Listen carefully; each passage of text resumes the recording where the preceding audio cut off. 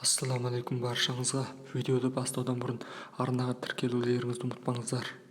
Америка құрама штаттарының жоғарғы сотының сот төрелігі 6 қараша Пенсильвания облысы сайлау күнгі кешкі сағат 8-ден кейін қабылданған дауысты бөлек бөлуге міндеттейтін уақытша бұйрық шығарды. Егер дауыстар есептелсе, оларды бөлек санау керек. Бұл республика партияның талаптарының бірі. ақш жоғарғы сотының судьясы Сэмюэл Алито жұма күні бұйрық шығарды. Барлық аудандық сайлау комиссияларына облыстық хатшының ұсыныстарын 28 қазан мен 1 қараша аралығындағы қамтамасыз еткен нұсқауларды сот қосымша бұйрық бергенге дейін бағыну керектігін меңзеді. Ол нұсқаулар 3 қарашада кешкі сағат 8-ден кейін алынған барлық пошта арқылы жіберілген дауыстар бөлек сақталуы керек және қауіпсіз мөрленген сандықта сақталуы керек. Және егер мұндай дауыстарды санау қажет болса, оларды бөлек санау керек. Сондай-ақ Алито тағы былай деді: бүгінгі күнге дейін бұл сотқа 28 қазанда шығарылған нұсқаулық қайта қаралғандығы туралы хабарланбаған.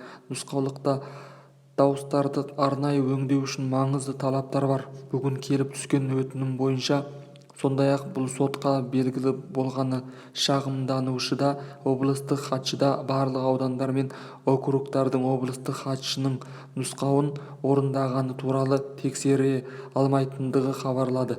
Кейбір өңірдің басшылары олар үшін заңды күші жоқ деп мәлімдеді. Алито Пенсильвания облысындағы төтенше істі қарауға жауапты. Ол Пенсильвания облыстық демократтарына республикашылдардың өтінішіне қарашаның 7-сі сағат 14-ке дейін жауап беруді бұйырды. Содан кейін ол істі жоғарғы соттың 9 судьясына бірлесіп қарау үшін жібереді. Пенсильвания облысының республикалық партиясы алдында шұғыл тосқауыл қою туралы жергілікті сотқа жүгінген. 3 сайлау күнінен кейін Пенсильвания облысының дауыс беру орталығына пошта арқылы жіберілген дауыстарды мұздату қажет деп талап қойды. Көптеген адамдар бұл дауыстар Байденге пайдалы деп ойлайды. Республикалық партия бұл дауыстар талапқа сай емес деп есептейді.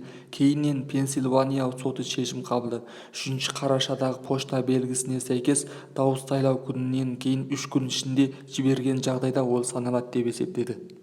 Пенсильвания облысының сайлау жөніндегі ресми өкілі Кати Буквар 6 қарашада былай деді: кеш келген дауыстардың саны өте аз.